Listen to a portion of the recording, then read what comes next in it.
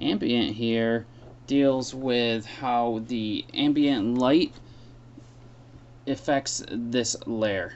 So right now I don't have an ambient light on, but I created one for this parameter here.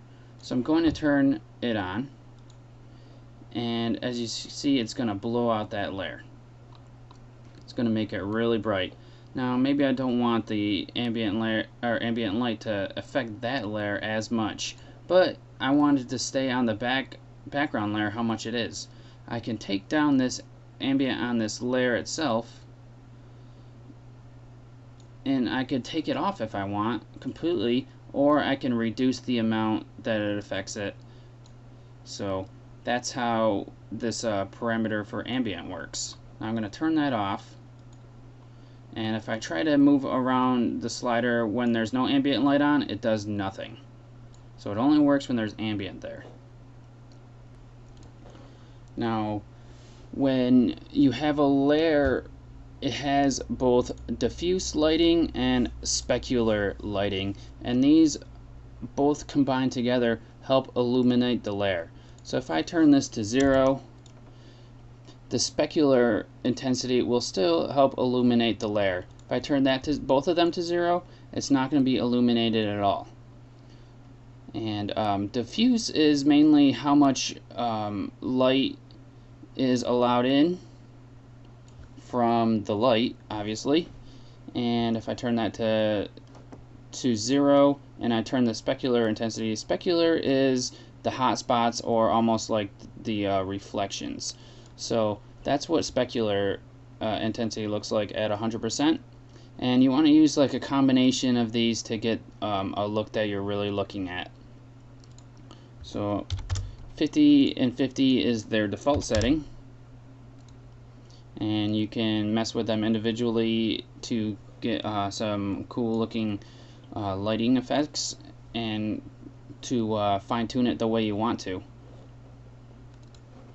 The specular shininess deals with the specular intensity here, and it's mainly used for, when things are metallic. So when you have something that's like shiny, like metal, it's going to have a smaller hot spot for this specular intensity. So I'm going to turn this intensity all the way up to 100 so we can demonstrate this. And here is the hot spot that's going on our image here. Now that seems like it may be a little too big, but we want the specular intensity to still be at 100. The specular shininess increases or decreases the fall off of this hot spot here. So if I increase this, now we have the hot spot being decreased and put more into a condensed area. I'm gonna set this back down to 5% to keep it where it was before. Now metal here doesn't have to do exactly with the object looking metal like you may think.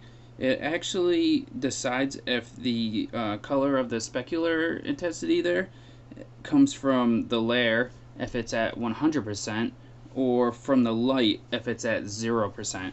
So if I put this down to 0, you can see that the specular lighting is going to come from the light, and the light that we have is a completely white light. So if I change the color of this light,